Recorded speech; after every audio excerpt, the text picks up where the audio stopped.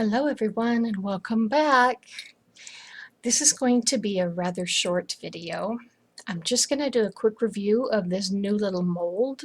It's grass, little blades of grass, super bendy. I've never used a mold like this before, so this is new and we'll see what happens. So as usual, I'm using 50% fondant, 50% gum paste, mixed it together and tinted it a little bit of a light dirty green.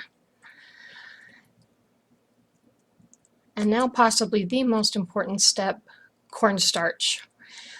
I'm concerned about the deep crevices in this particular mold because there are a few really deep areas. So I'm being very generous with the cornstarch and really taking my time to make sure I get into all those little nooks and crannies, and I'm bending it to open them up a little bit and make sure that everybody gets a dusting. I'm really worried about this releasing, so I'm doing everything I can to make it easy.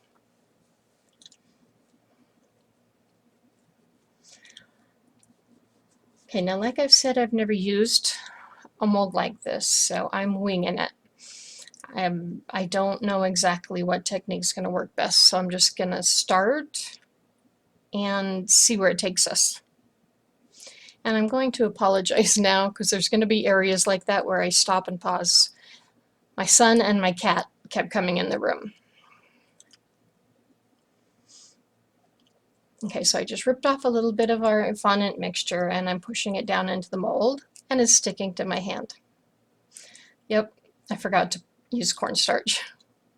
So I'm grabbing a little bit more product, rolling it up the same way, and I'm going to put it on top of the mold, and I'm really pushing down. I'm really starching, and now I'm really pushing down. I really pushed hard on this one to get the fondant down into those deep places. I want the detail. That's what makes this mold, is the detail. So I want to make sure we get all of it.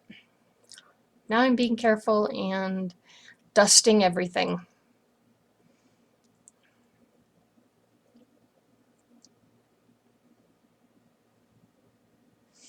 Now I just start, once I push it down in deep, I just start with my rolling pin and just, I just roll back and forth. But did you see that? It started to come up a little bit. It's stuck again. So again, I'm using cornstarch.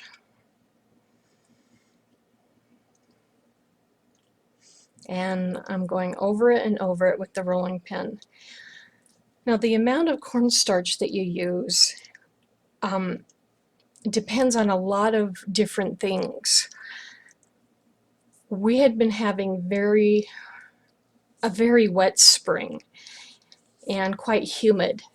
And I live in Utah, I live in the desert, so I'm not used to that at all.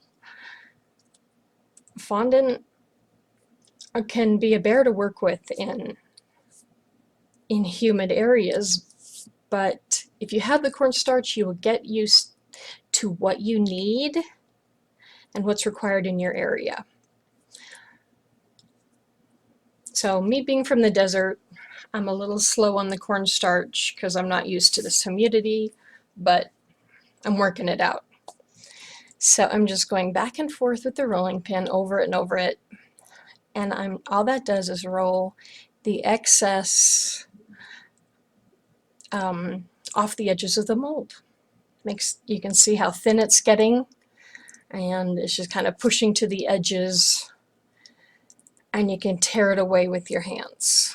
You'll see that here in 1 minute because I'm going to put the rest of the fondant into some saran wrap so it doesn't dry out.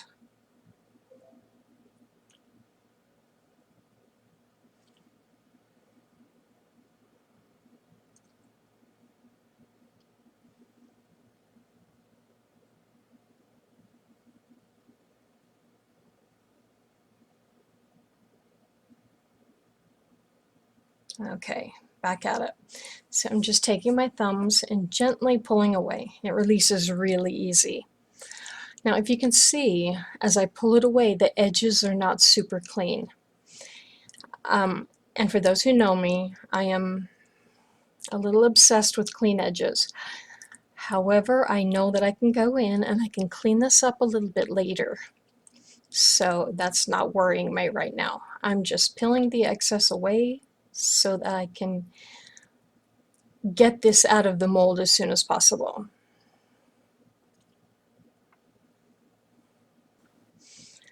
Okay, so now I'm just cleaning up the little extra bits. And with any sugar art project that you do, it's really important that you keep a clean and organized workspace. So the easiest way is just to do it as you go. Save yourself trouble down the road.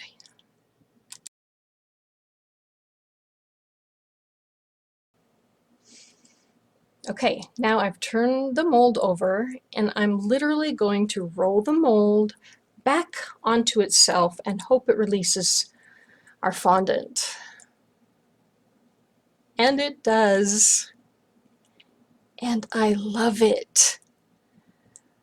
I feel bad for being so skeptical because I love it. It's adorable. It's absolutely adorable, and the detail is awesome.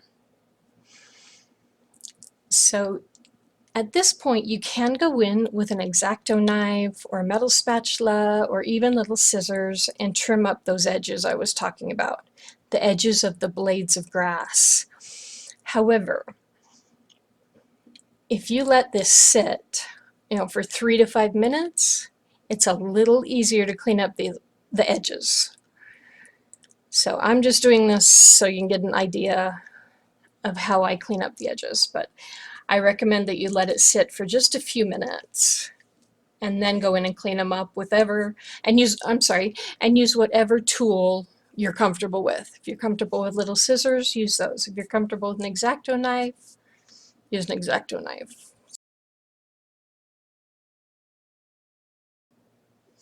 And that's it. That's how easy this is. Pretty cool, right?